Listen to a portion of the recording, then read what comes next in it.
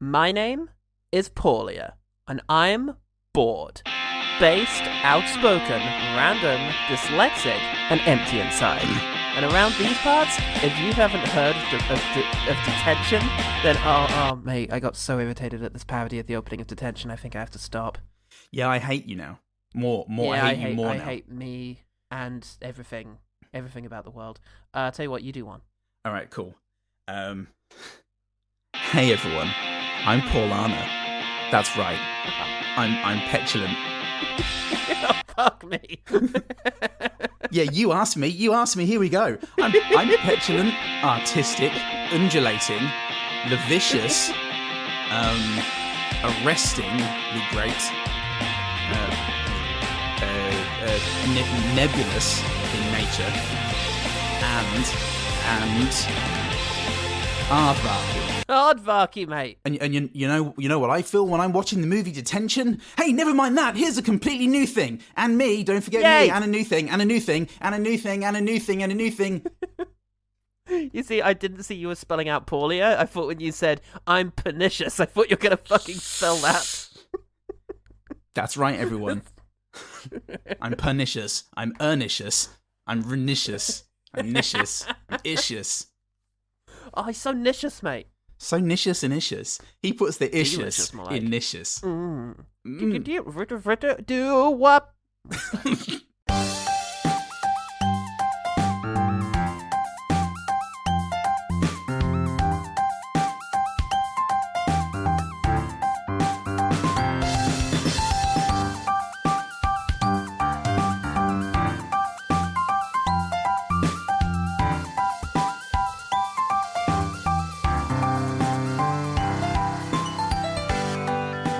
Hello, and welcome to One Good Thing, the podcast that looks like a light-hearted feel-good comedy, but never is. Never. Is this why I'm supposed to say I'm Paul Salt?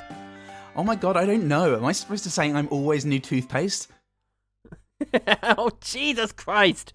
Every thing you reference about this is going to irritate me. We Can't are wait. firmly trapped within the four walls of Recommendations Month. Yeah, fuck everyone. Fuck everyone. This one comes from lifelong patron Matthew Antonio. Thanks, Matt. This My is God. wild. What is it? How? How Why? did you know this? Why? And what? Yeah. And which? Yes, Matt has decided that we are in terrible need of the very worst form of corporal discipline.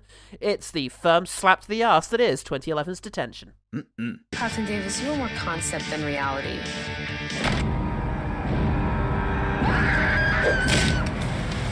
Your classmate, Taylor Fisher, was murdered in her bedroom this morning. I was just attacked. Sure you were, honey. Are you guys accusing me of something? There's a killer in Grizzly Lake who is affiliated with people at my school. Detention is in the library. It goes from 10 a.m. to 10 p.m. That's right through prom. It's not the end of the world. It's just high school. The film was directed and co-directed. Sorry, the film was directed and co-directed and sub-directed. Also co-written and mostly shot by Joseph Kahn, a South Korean-American director who has mainly worked in music videos, having made music videos for Taylor Swift, Eminem, Lady Gaga, Snoop Doggy Dogg, Mariah Carey, Destiny's Child, but most importantly, did Everybody, parentheses Backstreet's Back by the Backstreet Boys, Okay. and Toxic by Ms. Britney Spears. Hmm. Dan, dan, dan, dan, dan, dan. Dan, dan, dan, dan.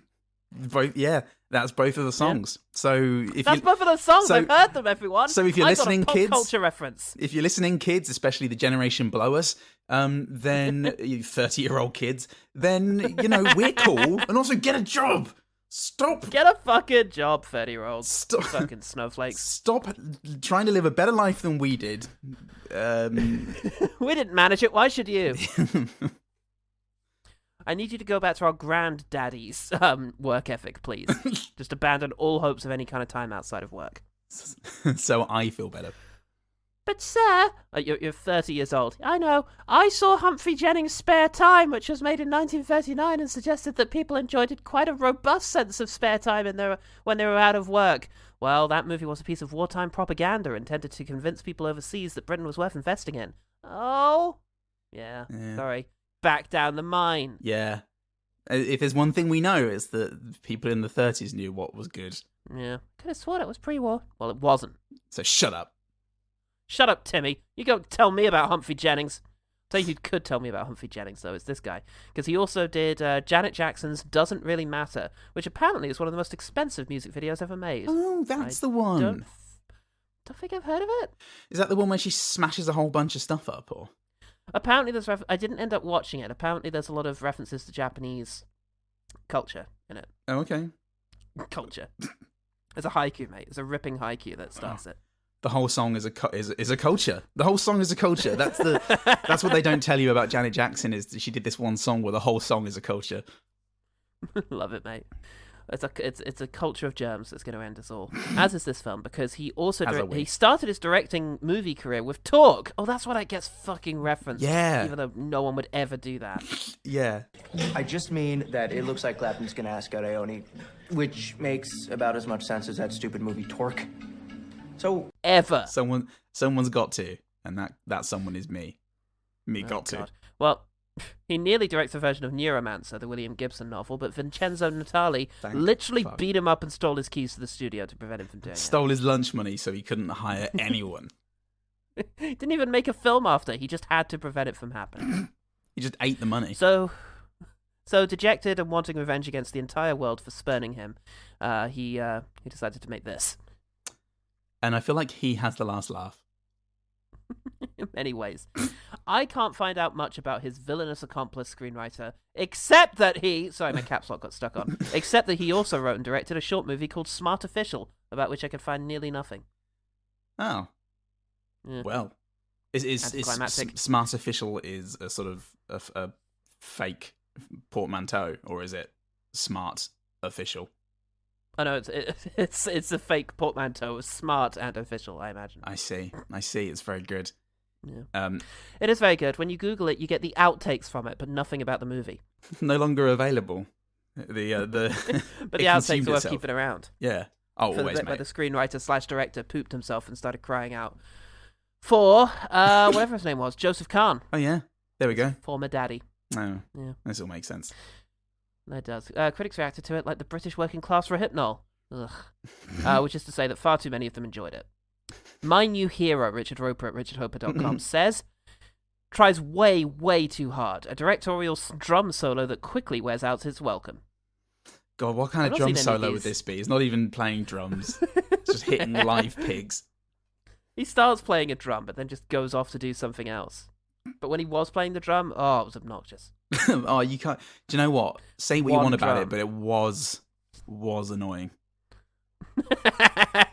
And then he got distracted. It was annoying, and then he got distracted. Is exactly the review of this movie. Oh god, the public meanwhile felt like good taste was not a democracy. Every line. Jasper Burley at Google said, "I quite enjoyed this film. A reasonable movie to watch." Sociopath.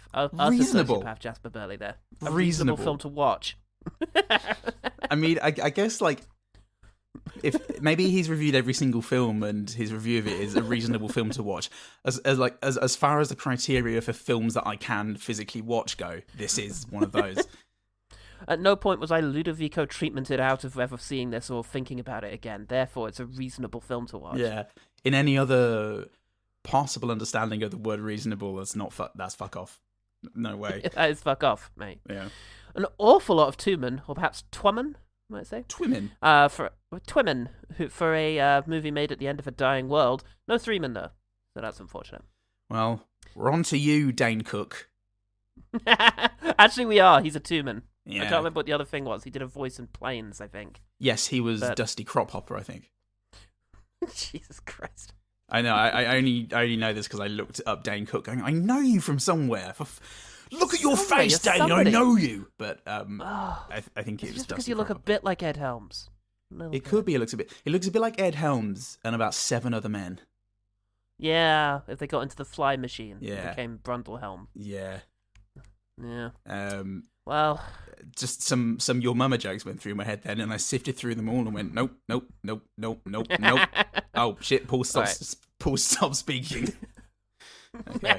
Look, mate, if Dane Cook is the worst thing that happens to us today, we can count ourselves lucky. Hang on a minute. Okay. Uh-oh. Detention has an inexplicably high 43% on Rotten Tomatoes, the slightly more explicable 43% on... Oh, it's the exact same on Metacritic. Oh, wow, okay. So I guess on average, most critics thought it was about a 43% movie, which is... No, that's still too high. No, still no. 59% on Google. Fuck me, but still lower than most. And no info on its box office, but if it made back the $10 million it apparently cost, I shall be disappointed. So, Paul, you mammary gland. 59% on Google is very low, actually, for Google reviews. Yes, it is. Across that might the be board. the lowest. Yeah, like Fast X, Revenge of the Fallen, Terminator 2 are all like 99% on Google reviews. Yeah, definitely. I think this low is so bad it might even be giving Archipelago a run for its money. Jesus, and that was boring. Nothing even happened in it, Paul. Nothing happened in this movie. Have you noticed how similar Google is to Jerry Seinfeld? If you like me have only ever seen the Jerry Seinfeld Netflix comedy special, then yes, I have noticed that. What's the deal with trying to get gum out of hair? So, Paul, you mammary gland again. You made a noise. What's one thing about Detention that made you think about stuff? Nudity mostly. Nudity mostly. But hey, Paul, look. I'm gonna tell you something. Josh. What are you gonna tell me? Josh Hutcherson is in this. Now, is it Hutcherson or Hutchinson? Hutcherson, I think. Hutcherson. Okay. Josh Hutcherson. Hutcherson. That's how you remember it. You remember it sounds like Hutcher. It sounds like a sneeze you've done. I thought that Joshua Hutcherson had a Tom Holland quality that I wasn't not unfond of. Oh, I found him very annoying. I found him very smarmy in this. But, I mean, that's the script. I think this is going to be the main disagreement between the two of us then, was our opinions of Josh Hutcherson. So I'll die on that hill. I'll take the other guy from the Hunger Games, thank you very much. Jennifer Lawrence. Wes Bentley. That's the one, I love that guy. Wes Bentley, that fucking hunk. I'm like birch around him. You can film me slowly taking off my top any day of the week. Fuck yeah, tell me about your bags. Tell me about your bags, son, if you know what I mean. Your bull bags? Bull bags, yeah. That's what I meant by that. Obviously. To you. Obviously. For you. All right, well, let's get into what Josh Hutcherson is doing in this dreadful film. Yeah.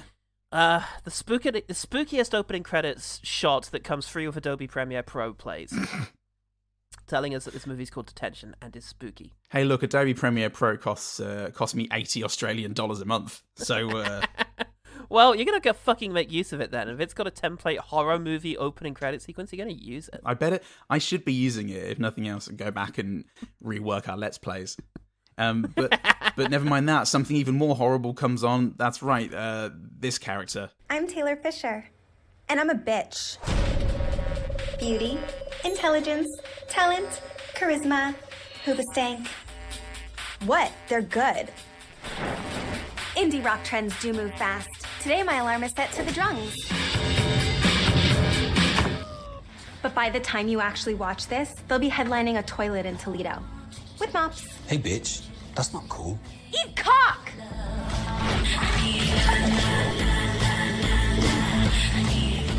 Hello, Taylor. Don Waters.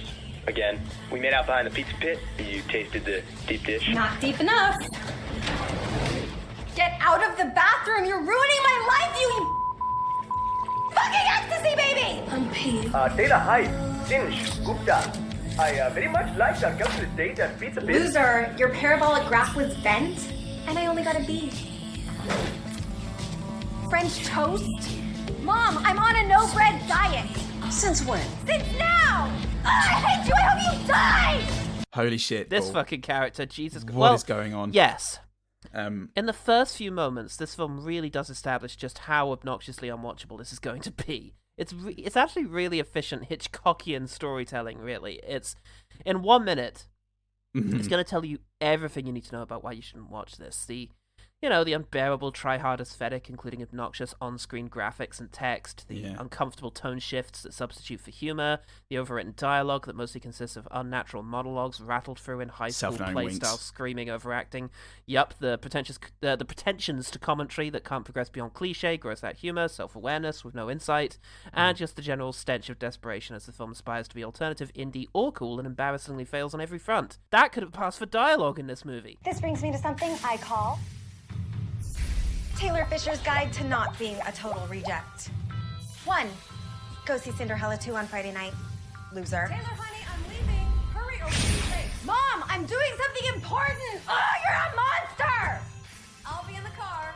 Fuck a duck! Let me montage this to speed things up.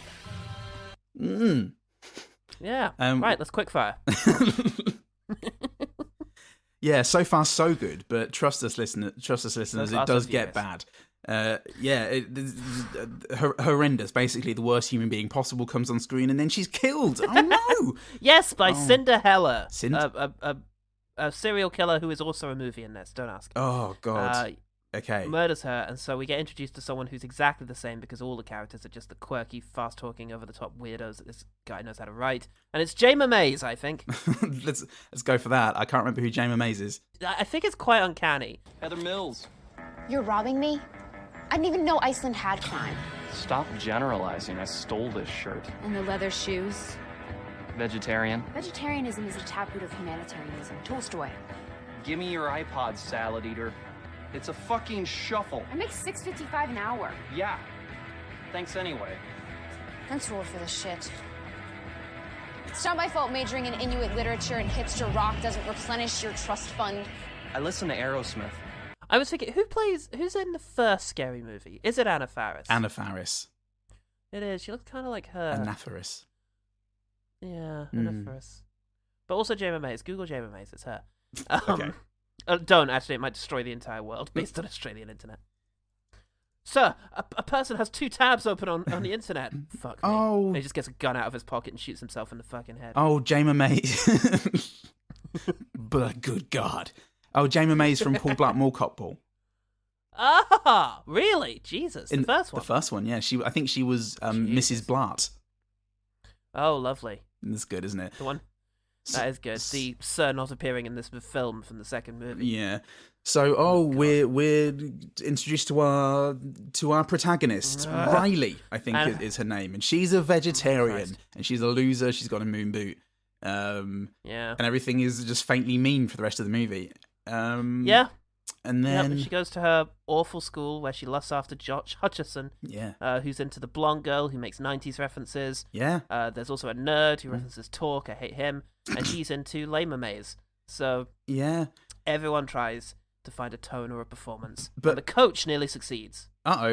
Never mind that, Paul, because they're going to be put into detention. Oh wait, no, that's not for a while. That's not for a while. Dane Cook's the does some principal. stuff whilst he's the principal. He does some stuff whilst the camera gets very close to him, then far away, then close, and then stops. Oh, it looks like such a light-hearted, feel-good comedy being an expecting teenage mom. But let me tell you something. I've been principal at this school for 5 years. Let me tell both of you something. Pregnant teenagers are never funny. Ever. I'm not pregnant. Cut the carbs.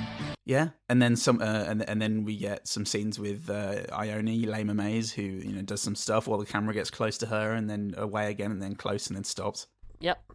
There's a football game, dodgeball game, debate team, a cafeteria scene, and it stops. There's and the director does the same 3 camera moves he knows how to do. Yeah. There's some cutaways. There's some interludes. I love that, mate. Some title headings that come in suggesting structure. Yep. There's yeah. Love those.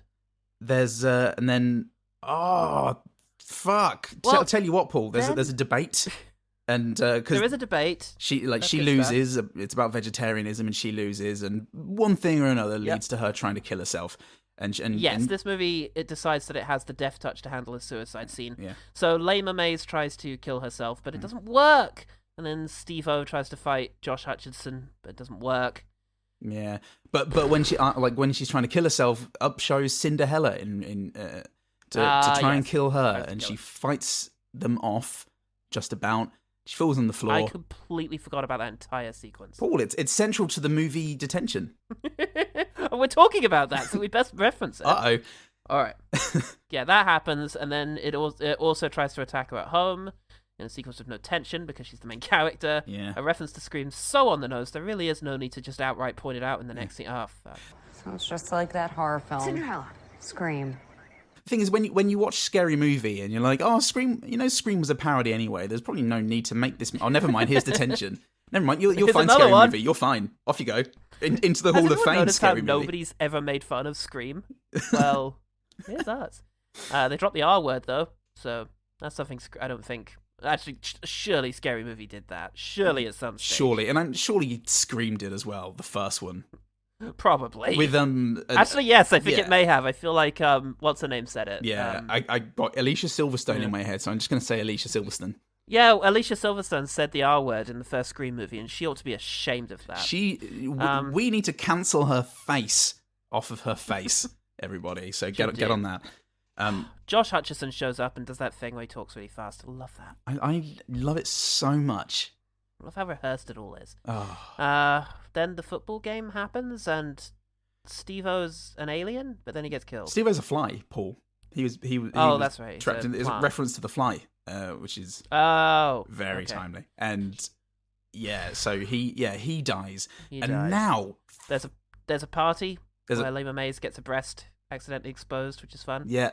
Everybody sees it. Yeah. Picture. That is the picture taken at the party, not the movie. For God's sake, we've got to point that out. Only we did that. Yeah. And then we cut to Planet Starclaw, where a time-traveling bear boards a spaceship, and then they do the Breakfast Club. Can we stop this now, mate? No, we can't. Oh, no. Because, Paul, I don't want to get everybody too excited, but it's finally happening for the dual crimes. Oh, they're in detention. Yeah, for the dual crimes of having a boob exposed and put online. Yeah. And for being a suspect in a murder case.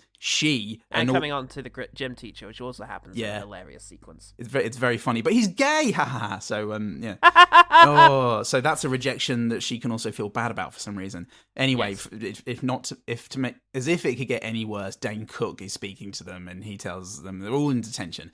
So they're all in detention now. Detention. Oh my God! They're in detention, and this is where the Wikipedia plot summary starts. 52 minutes into this 92-minute movie. Fucking stupid. So far as Wikipedia is concerned, nothing so far is worth recounting, and I agree. But maddeningly, Paul, annoyingly for me, the happy-go-lucky positive film boy, making note of all the stupid interjections and plot points that seemingly go nowhere. An annoying amount are tied up or tied together in this scene, and it makes me go, you're not allowed to do this, actually. Not for me. I came here, you made me feel bad. Just let me hang on to something, all right? But there's a time travel story. There's a time travel story, because this is what the nugget of the fucking thing is. Yeah. Toby, you're right. It can't be any of us. We're not anguished enough. Our generation has had no major struggles. What about 9/11? Afghanistan. Iraq. Katrina. Heath Ledger. What? Too soon. The hell do Katrina and the waves have to do with it? Katrina the hurricane. Wikipedia, bitch. It's spelled encyclopedia, slutbag. After the most annoying dialogue of the film happens in the detention scene, it turns out that the blonde girl is doing a Freaky Friday and a time travel thing so that she's actually her mother in her body, whilst the real young her is in the past in her mother's body, both played by the same actress looking the same. Yes. Also, 1992 looks exactly the same as now, so yeah, it's great. There's a kid who's been in detention for 19 years. Yep, he notices. He's the one who notices it. So, yeah. And you know what? The movie isn't giving me enough time to finish my notes about anything that's going on, so I'm just not going to finish them. Yeah. There's a talent show in the present, whilst back in 1992, she joins. Meanwhile, a nerd develops a crush on. The nerd makes a bomb that scars his face. The nerd is now the principal in the Back in the present, detention is interrupted by the appearance of a bloody shoe, so they realize the murders are following the plot of an unreleased Cinderella movie within a movie, are watching the movie within the movie. It becomes a porn, but with gore, so back in the real world, the principal arrives. Kill me. Oh, I just hate it. And the short version is, the nerd has traveled back in time using the bear to destroy the world with a bomb with the young, terrible principal. So they travel back to 1992 to convince the young version of Blondie to ask out the principal. Mm-hmm. Her whole thing is not seemingly related to the time travel bear. Is it? No, Freaky Friday situation. No, but No, it's not actually, is it? No. So they get her to ask out the young principal, thereby curing him of his psychopathy. Yeah. and the nerd tries to set off the bomb on his own, but it only kills him, because I guess it was the principal who had the bomb-making skills. Yes. This guy just had the Jamie Kennedy... energy. Jamie... That's what he brought. The Jamie Kennedy, yeah. That's all he was bringing to the situation, not the technical know-how. And that's all I've been able to bring to this situation. He was very much the Matthew Lillard to this partnership.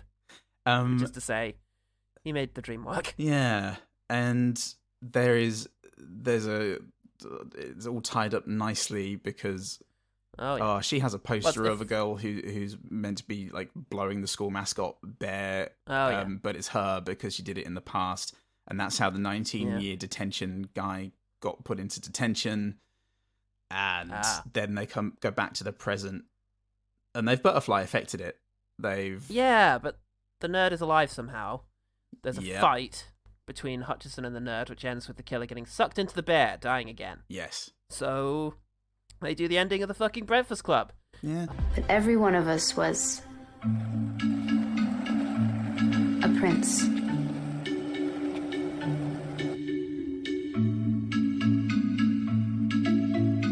A princess. That movie has so much to answer for. And then aliens attack. Wait, why was... Oh, no, wait, that's a meaningful thing to ask about anything in this movie. It's over. Oh, thank God. Thank God it's over, Paul. I'm free of this. We're free of trying to recount that sheer madness. Oh, God. I've come to cherish my time on OGT, Paul. Yes. And I cherish your time here, my friend. Oh, thank you. It does mean a lot. It genuinely meant a lot to me knowing that you had to go through this as well. Even though we're on opposite sides of the world. And now I'm on OGT roughly once a fortnight. And I try to, I make time for it, and You're roughly on the show. Roughly, yeah. I'm very roughly anywhere at the moment. But I try to make a nice time of it. I get treats, and I make sure I've got a lovely cup of tea or something. I get into the bath. I suspend the TV Candles. over the bath. I have shark floating in the water with tea on his belly. Be a load-bearing cat for the TV, and I give it my all, and sometimes I have to split the movie into two so I can continue to focus on it, and get the absolute most out of it. And this movie, I did that, and I thought, I've got Thursday and Friday. I'll watch 45 minutes Thursday and 45 minutes Friday, and I'll make my notes, and then I'll look over my notes, and it'll all be great. And similarly to your plot rundown, after about 30 minutes, I realized that the movie wasn't actually giving me time to think about what had happened, to make any coherent notes. No, I think that's key to its strategy. Yeah. I was just staring at it like it was an exploding star, Paul. I didn't have a single second to reflect on what was happening. I was just trapped in this like Infinite Jest style march towards death coma. And I hate the way this made me feel, Paul. Yeah. It made me feel so horrible and dirty, and just like I felt so upset at having this punch me in the fucking face for an hour and 30 minutes. It doesn't stop. There's not a single moment. It's relentless. It is fucking relentless, and it is so obnoxious. It's so... Oh, God. It's hard to... Intention is something you can never guess at, and it's always less interesting than, interpretation. But it just feels so unbearably like it believes itself to be cool and different and original. And when I look at the very few positive reviews there are, they do say, it might be, trying a lot of ideas, but you've got to give it points for originality. And it's like, no, you don't. No. There's nothing. Originality doesn't mean good. No, and besides, originality doesn't exist in any context. But even in this one, this movie is just a rehash of Back to the Future and with Scott Pilgrim energy. Yes. And just doesn't fucking nail any of it. It's just a hodgepodge. Yeah. I've got Scott Pilgrim and Not Another Teen Movie energy. Yeah. It's that. But it's smushing them together in such a way that like it hasn't bothered to check for which bits of those movies it wants to use. It just fucking crams them together and looks at it and goes, yeah, that'll fucking do, and then just throws it in the face of the nearest tramp. It's like wait, if this were a song and you were listening to it and somebody went, oh, you really have to listen to the notes they're not playing. You'd record it and then you'd slow it down, and in between notes you'd listen extra hard, and it would just be someone screaming in a bin. Yeah. It just made me feel mental. I think the thing is, I can throw around things like saying nothing means anything. It doesn't establish any sort of stakes or emotional core. There's no, characters. The characters are all the same. It's smarmy, that kind of thing. The whole thing of it is, it's not funny. And it's not just that it's not funny. It's not funny in a really big performative way. Yeah. That just really... It's like it keeps staring at you, waiting for you to laugh. Yeah. And it also keeps trying to deliver itself in this way that is supposed to be cool, and I think it's best summarized by an early line where she's... The awful woman who starts this movie, and my God, more on her in a minute. We start, and she's cleaning her teeth. Yeah. And she says, let's try and get the line exactly here. I'll sample it, but it's... Word of advice, there's always new toothpaste. Don't swallow, spit. Yeah. Is that it? And it's like, she delivers it in such a sassy, kind of confident way, and it's meaningless. Yes. And that's every joke in this. And I hate the scene where Josh Hutcherson is in the fucking school. He does it twice. He does it when he's in the meeting with the principal, and he talks about his idea for some sort of, I don't know what, bespoke curated Spotify, essentially. Yeah. Which is also a social media platform. I am starting my own music site.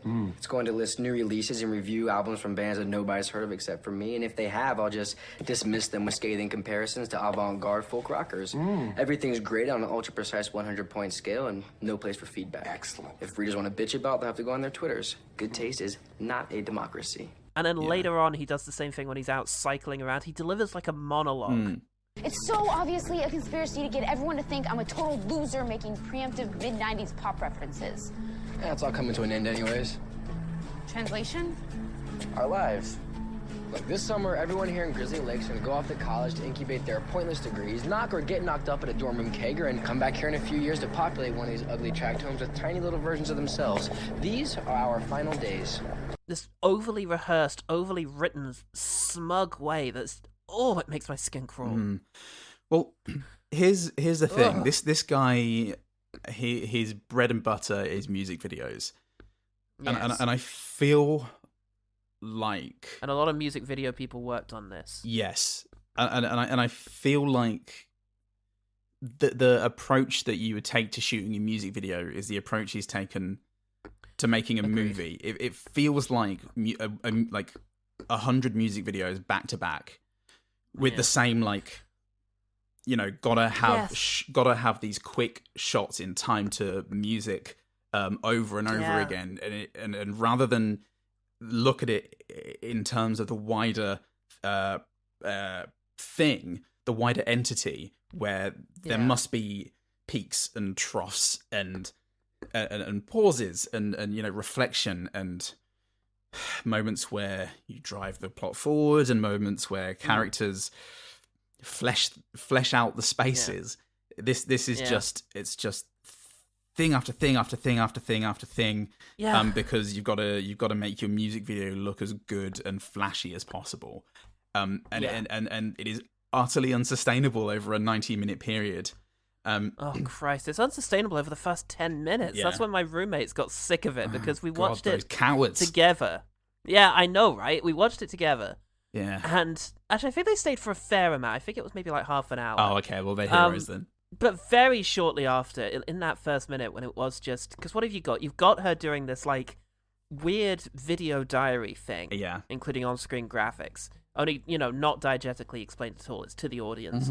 Followed by the opening credit sequence in the high school. Followed by her interaction with the nerd, which just has some of the worst dialogue you've ever heard in your life. Yeah. Dialogue you'd have written when you were 20. Dialogue I would have written when I was 20. Have you ever noticed that we have compatible facial features? Ew. Riley, Don't delay the inevitable. You know, in 3 days, we're gonna be prom dates, and the sex and shame will be leaving. Look, get off my nuts, all right? Just at that stage, they were throwing about things, suggesting this might be the worst movie they've ever seen, and talking about things like superhero movie and that kind of thing. Yeah.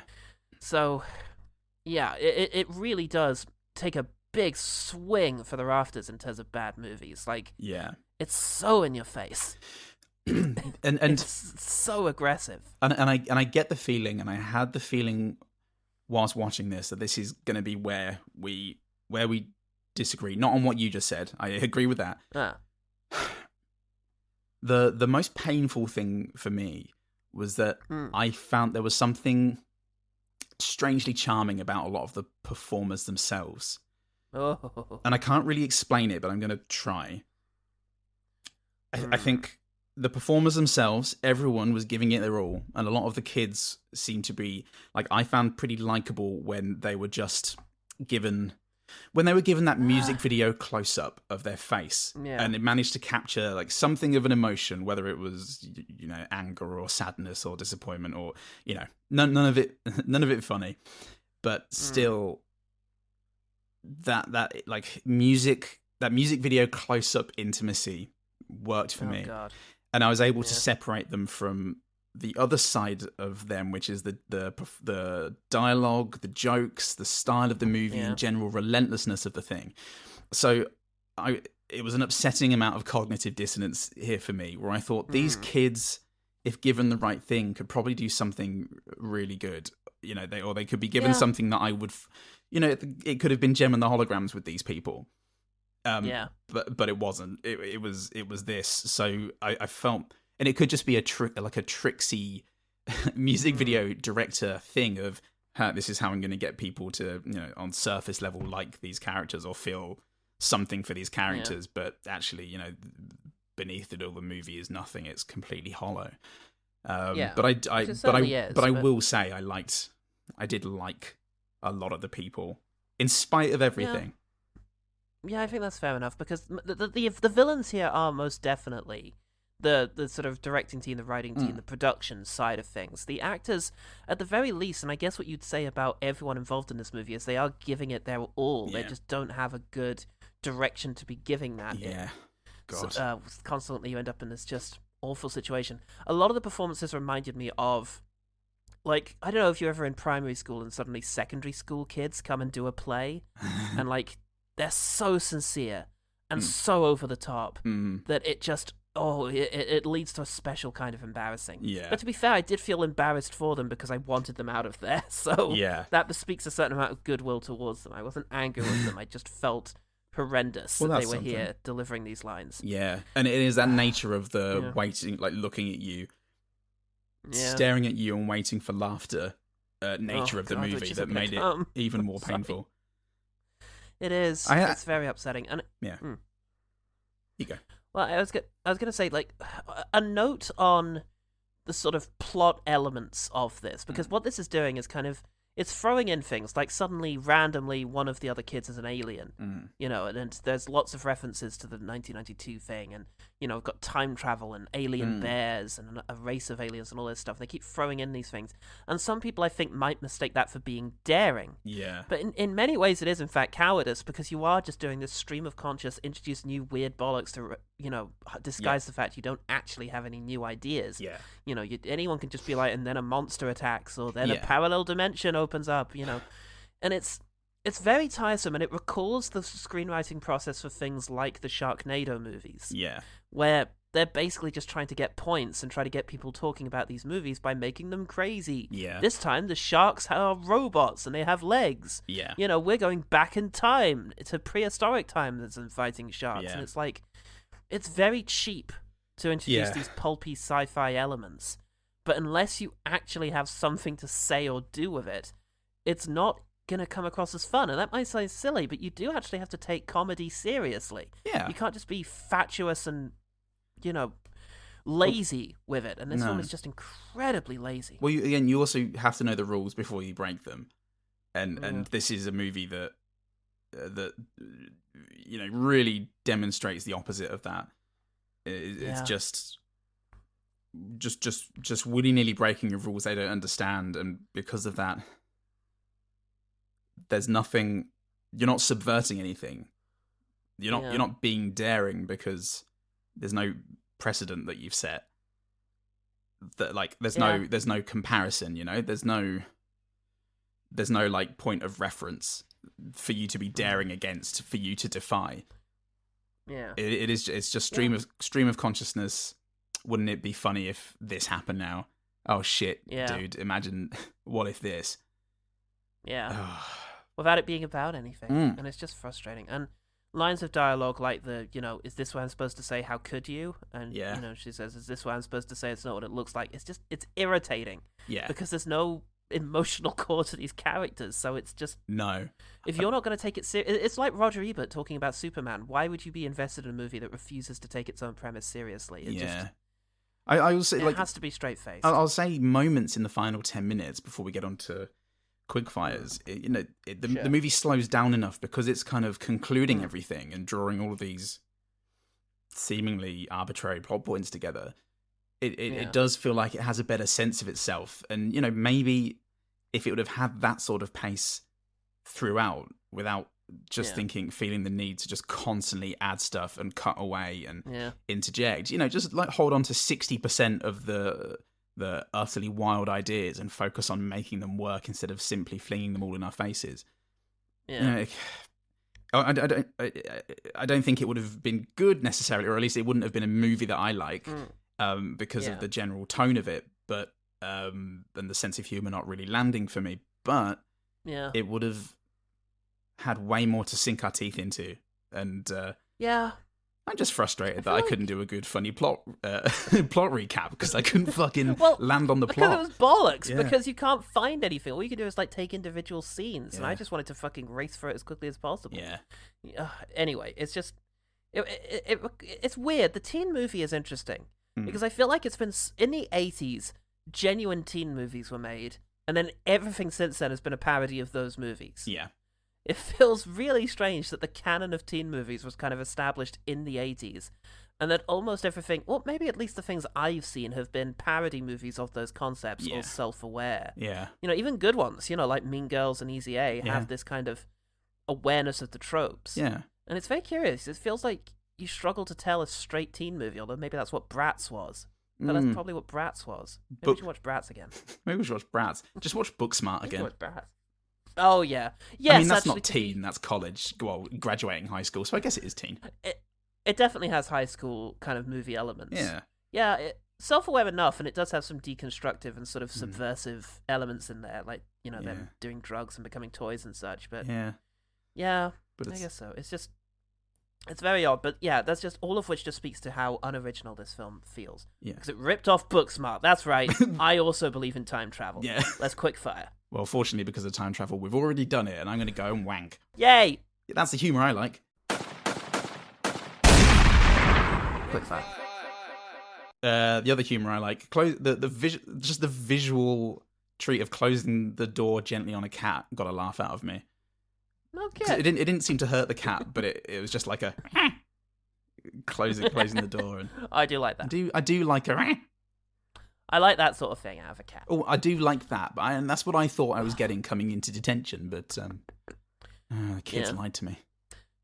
The first involving moment for me was during the opening credits, where at the very least you could wonder where the next opening credit was going to be displayed, because they're doing that diegetic credits thing, dia credits, where a character will get out a phone and start typing, and it's one of the names of the people, and it'll come out casting beneath it, and there's a piece of paper getting thrown up, culminating in the director's name getting thrown up into a urinal, which we can all enjoy. Felt apt, yeah. Felt apt. So... Yeah, at the very least, that was the first thing that was like, oh, I wonder where the next one will be. And I was like, oh, I'm somewhat involved in this film. Okay, I wonder if that will persist. I tell you what, Paul, the Taylor Fisher, the first little girl, when she's pushed out of the window with the again, I never remember what the fucking cam is called, where it's like attached to them and it's following them. Oh, like a body cam kind of thing, like a GoPro. The Requiem for a Dream running cam. As I call it. She's pushed out of a window and she falls down onto the bonnet of her mum's car. I'll tell you what, Paul, that's Full Throttle. I quite enjoyed that. I liked the... do you know what, Paul? Do you know what I could feel? Full Throttle? I could feel the talk on it. Talk! Hit movie. It's a movie, the hit movie from hit director. $1 million movie, I hear. Probably. It's about climate change. I think that was its box office. Yeah, I had to watch the first 20 minutes again just to remind myself, because I did watch it 2 days ago. So I wanted to go back and just make sure. Also, I hadn't taken any notes during the first 20 minutes the first time because Jack and Amelia were there, and I kind of wanted them to stay and suffer with me, and I thought if I got my notes out, it would look like I was distracted. So I was just trying to take mental notes. So I went back and rewatched. Because I will always do that for you. OG teams. I never ask him to, but I imply that I'm asking him to. That's how I get it. But there are hints. There are hints at the 90s twist. Okay. You know, there's the fact that the girl does keep making 90s references because she's from the 90s. There's, you know, the fact that she does raise attention to the bear thing. Yeah. You know, there's little hints at what's going to happen in there. Yeah. I mean, obviously, the fucking aliens on TV lands with a thud. Yeah. But you're probably intentionally. That's what's so horrible about this, is it's so insincere that any criticism you might have almost feels... Yeah. like something they expect. Like, yeah, I know. It is lame, isn't it? That's what makes it cool. God, it's the counterculture version of Top Gear, isn't it? It's just a joke. In every way, mate. Old men. Fucking around in England. Josh Hutcherson actually being Richard Hammond. This is the second consecutive week where Top Gear has been referenced, and I'm not happy about it. It's because it's a mainstay of British culture, Paul. Whether you like it or not, whether I like it or not, whether you listener like it or not. I was very distressed that Christopher had heard of it. Like, it's played in it Australia. Feels like it's our country's shame. And I don't like the idea that our dangly balls are showing across the world. It's better than the entire ballbag himself, Piers Morgan, showing up on TV here, going, "That's right, everyone. I'm here to defend free speech. I'm England." Yeah. Look at this cunt. Fuck off, Prince. Fuck off to absolute nowhere. Where you belong. Back to James Corden's house. Nobody wants you. Anyway, Billy Nolan, the bully. Billy the bully. He says, "Oh yeah," when he's got Josh Hutcherson up against the lockers. 3 o'clock, parking lot. Winner wins Ione. Loser wins Ione. Shut up. And it was a really good delivery and comedic timing of that, actually. It flowed nicely. It felt almost improv. Well, speaking of things that I'm willing to accept, me, you, finally, but also the coach. I did like the coach. I enjoyed the coach. He's a big angry man, and that's not too hard to actually get right. And him tossing, I think it's the bear head at Riley without looking at her. Yeah. Like refusing to look at her in the entire scene, and then later on him screaming up, "Ready for the big game tonight, coach? Always ready for football!" Yeah, that actually got a laugh out of me. And then I looked ashamedly around. Yeah. No one was there, just Cat licking his anus. Just Cat. Just Cat. Just Cat. It's just Cat. Hashtag just Cat. Let's go check out Paul's Burger Corner. Oh yeah, because there's a scene where Jayma Lays eats a bloody burger, and it's not going to get too far up on the league. It's not going to win any top awards. Of which I believe it's the one that Alfred made for Robin in Batman and Robin. But Showgirls also making a prominent appearance up there. It just looks too dry. Yeah, the bun looks like a white bap. It's got a lot of lettuce in there, just thick, crunchy lettuce. It just and she takes a bite out of it, and it's a very awkward bite because it's so tall, and you just hear a. It's a wimpy burger. And it's like, oh, it's not great. I like wimpy.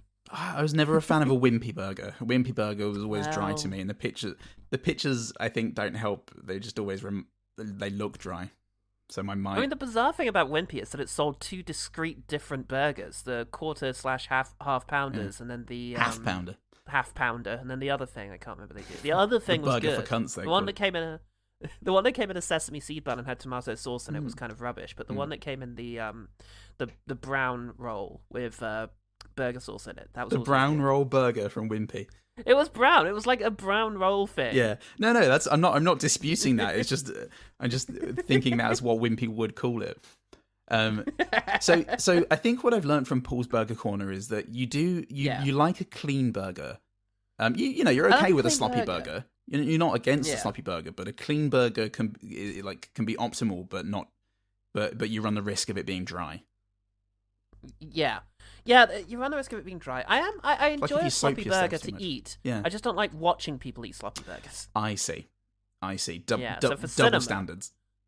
Yeah, exactly. I need it to be my own shameful little experience. Okay. Do you like a sloppy burger to watch and to eat? I love watching a sloppy burger. Oh, it's quite nice to watch people getting sloppy with it, though. Let's get sloppy with it together, everybody. 2023, sloppy with me. See, we're left to our own devices. We can do jokes. That's just what we have to talk about. Every now and then. I almost said relentless. I meant detention, but it's a Freudian relentless. Better name. So the line from Dane Cook, which, it's a very obvious, you kids with your loud music, but listening to your loud music and tripping out to Fraggle Rock with Dane Cook's delivery did make me laugh. Even though when I look at the line now, it's not amazing. So I think that goes to show the power of a Dane Cook. Oh, I did put kind of like the lead actor, so there you go. There we go. There you go. You fucking win. Yes. Piece of shit. Paul 1, Salt 20. Oh, and I did enjoy when she was hanging herself, when she was hanged. Yes. The cheerleaders just walking by, ignoring her. Yes. That was an amusing gag. There was something amusing around that scene. Around that idea. Yeah. See, it looks like a brown roll. It just looks like a rustic roll, I would say. It's a rustic roll, as some might say. It's a rustic brown. Rustic brown, rustic brown. Rustic brown. Get yourself a burger in rustic brown. So, the vegetarianism debate. Oh yeah. Again, you just think, what the fuck is this movie? What is going on? Why is this it? But there's a line in it. Basically, Riley, the main girl, is debating vegetarianism, and she gives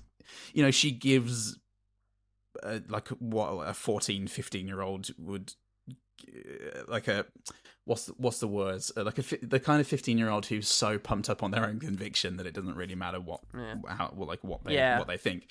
And then in response, this Canadian guy comes up to debate, and he's actually, is it Travis Fleetwood?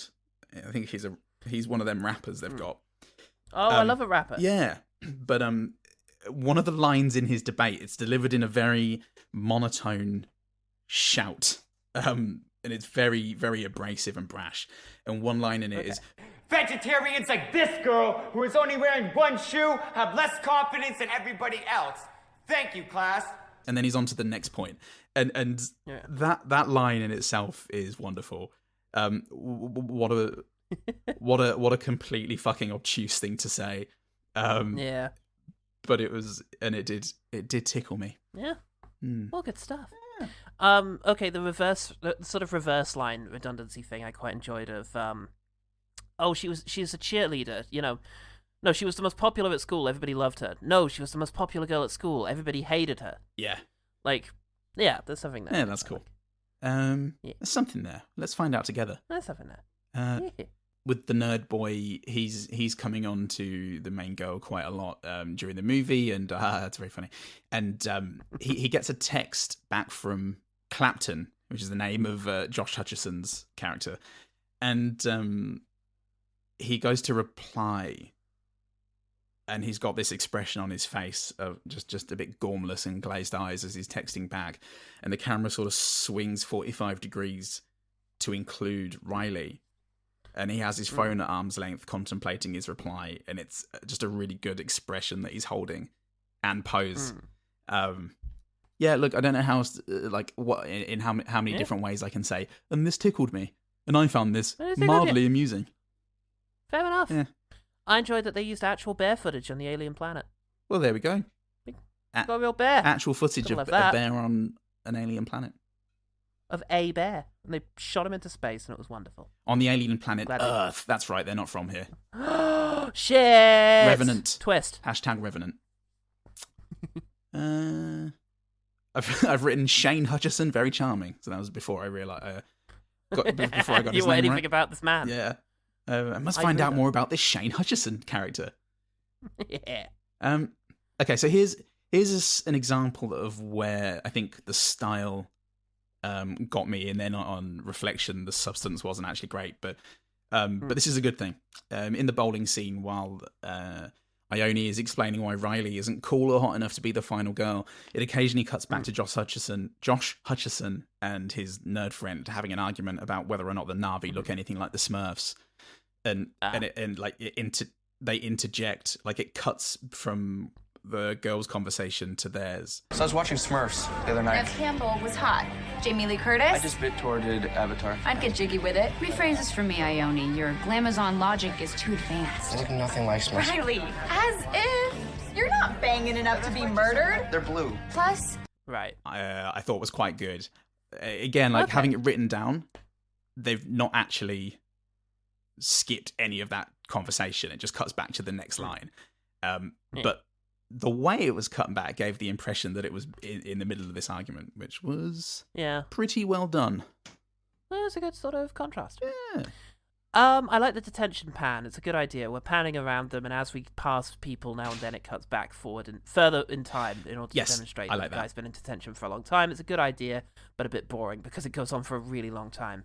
If it skipped forward every time it went past a person, it would be better, but it doesn't. So it's a bit long. Yeah. Like a whole music video. I quite enjoyed the whole thing, especially because it was a change of pace, and it was a sequence that I could just take in and reflect upon. This cutaway joke was the first joke it took its time. Was the first moment of the film it decided to take its time over. And giving you 10, 15 seconds of each decade. Oh, I think it was like a minute and a half. Or, well... of each decade. I think the entire sequence was the entire scene was a few minutes long, I think. But but being able to just go around the room and there are a couple of fashion jokes in each segment of that as well. There'd be, somebody wearing 90s clothes, and then somebody wearing a ridiculous 90s thing, and then there was enough in there. And again, that change of pace was just lovely. And I also really appreciated the opportunity to hear the Bravery's honest mistake. This is an honest mistake. Yeah, mate. Yeah. Hey everyone, music is good. It's the great unifier. I'm going to do my next one.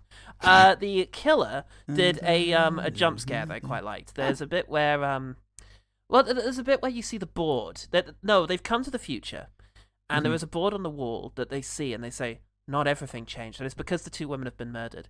We pan over to the board and see the two women. Yeah. And we zoom in, and then the killer lunges into frame. And I think it's because the movie hadn't given you enough time to fully process what you were seeing. Because I was looking at the board thinking, wait, what does this mean? Why are they looking? And then suddenly the jump scare is there. Okay. It's good. It takes you unawares. Appreciate that. Yeah, I appreciate that. There's a guy in the detention who has not been in the movie until now. And everyone starts talking about like why he's obviously the killer. And then he's like, guys, you don't even know me, and they're like, come on, just take one for the team. And his reply of, you barely know me, is delivered like he's fucking falling asleep from boredom. Look, just take one for the team. You guys barely even know me. It might just be that change of pace to something that I can follow and reflect on, but it was Hannibal Buress-esque, I would say. Love that. And that was lovely. That was a lovely Love that bit Burresque. of obtuse Buress. Obtuse Buress. My final one is that TV hand kind of made me laugh. TV hands, because the guy, I can't remember what the situation is, but his hand is all fucked up. He's the fly. So his dad says to him, he's a fly, and the dad says to him, this TV is all I have. And then he's just placing it onto his hand, and now he has a hand. Yeah. He has a TV on his hand, and he's getting bullied for it. Yeah. Like he's like, the kids could never know that you're a freak. And then he's just at school with his TV on his hand. That had a what do you call it? Greasy Strangler style logic to it, true. which I quite enjoyed. Always enjoy that. The dad looked a lot like the original Night King, Richard Brake. I don't know if it was him or not. Yes, I believe he was. I observed that. Yeah, it's just a job for him. When we go back to Ione, the briefing that Ione's mum gives her on the 90s before they do their Freaky Friday swap, she has a cocktail in her hand constantly.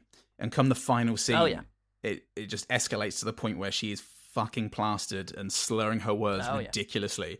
It's a really funny, instantaneous escalation. It goes from like, the thing you need to know, and blah, blah, blah, just to, I've got a fucking things happen. That's not Richard Brake. just love that man.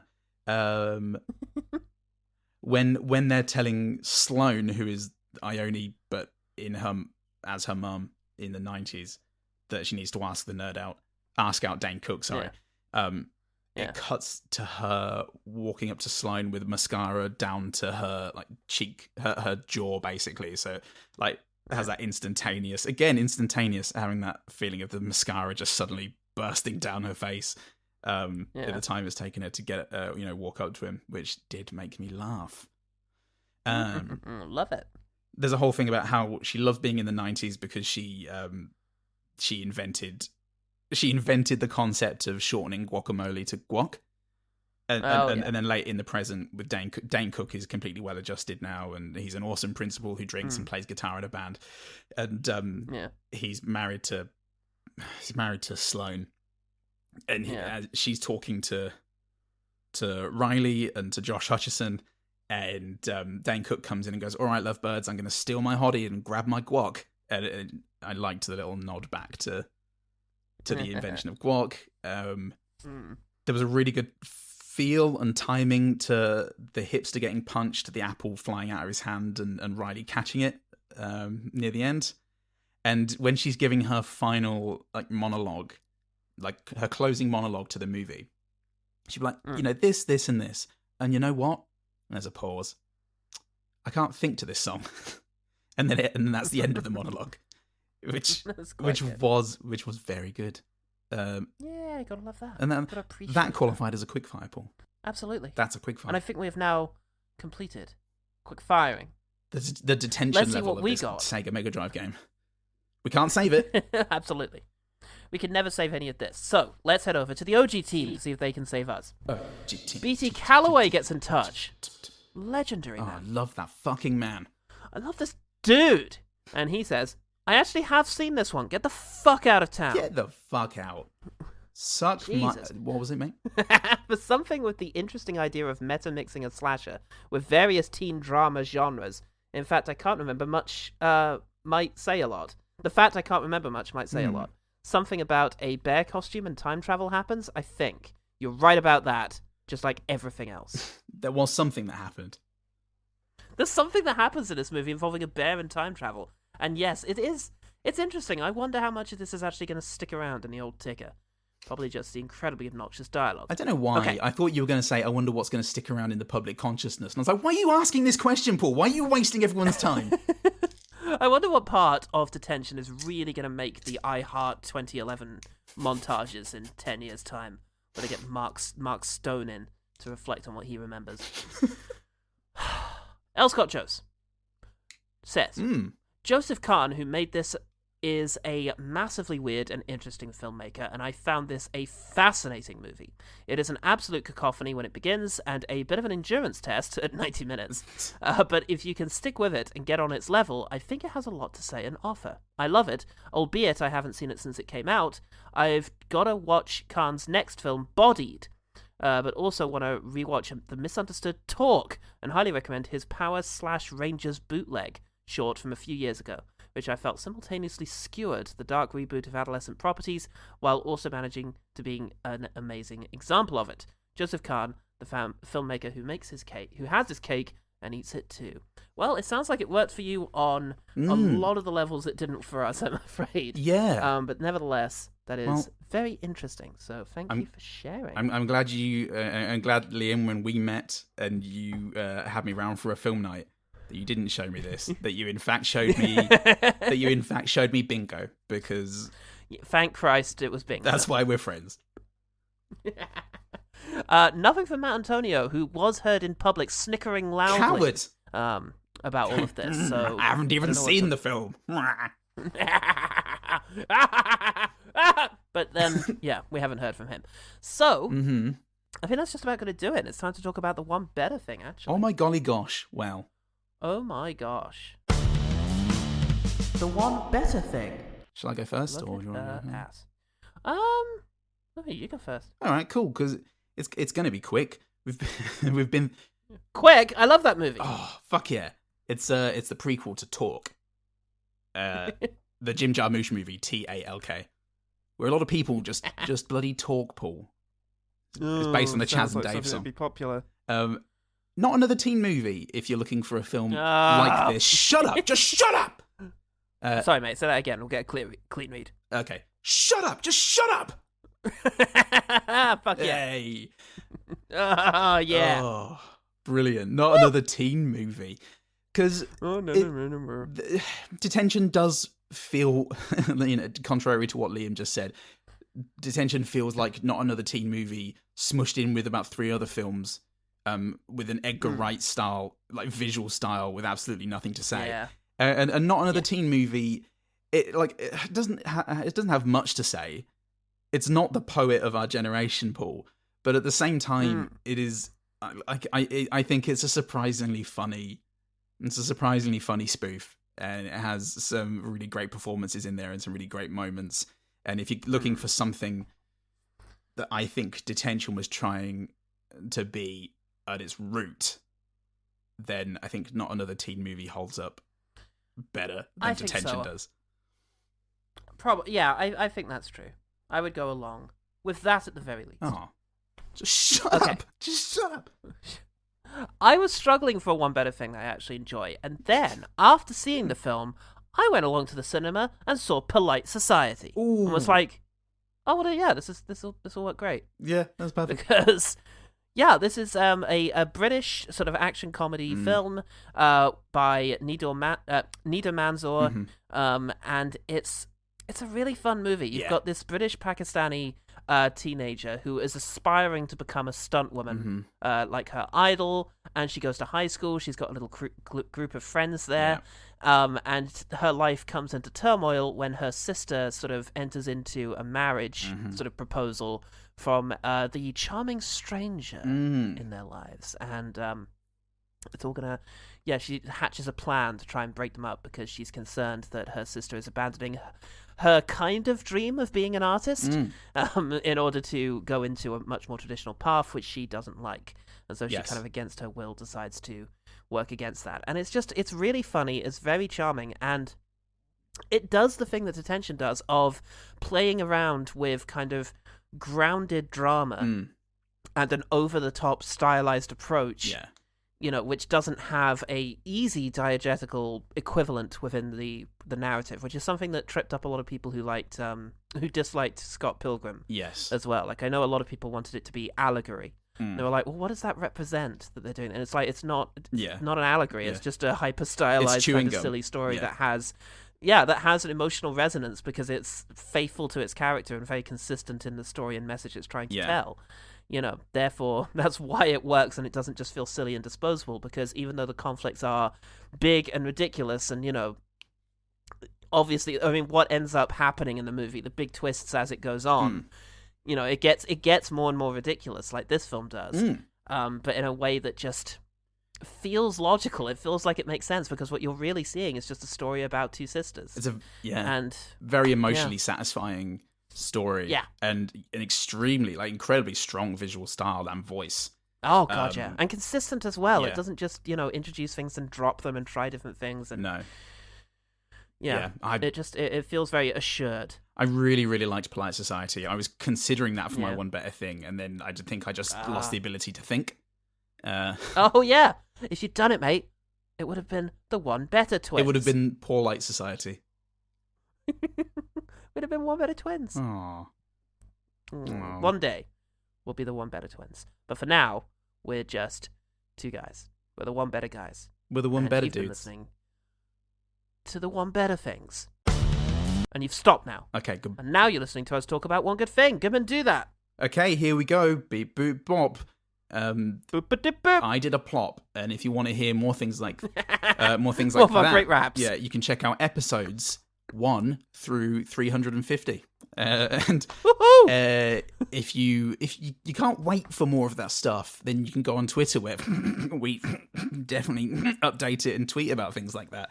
But we do also put the call out on OGT Pod at Twitter for we do that at the very least for the OG team. So if you've seen a movie and you think maybe the Pauls will do this one next week, we might do it next week, and then you can tell us the things that you liked about it. Yeah. Like, I don't know. I think we've seen all the films, but there's got to be at least one more. So, and if that's the one that you've seen, and you're like, why haven't they done this? It's the only other film. They just did Detention, which I'm sure is not a film. Then next week it's you. Absolutely not. We've made this whole thing up. Haha. An amazing number of people have gone along with it. Just so we didn't do your film. But there you go. Yeah. That's how that works out. And you can go onto the OGT Pod at Twitter and Facebook to tell us some good things. Tell us some good things. And I tell you what, do this old Paul a favour if you can. Give us a review. We've not had any in a while, and actually on Spotify, if you're still using Spotify, then we've got no reviews.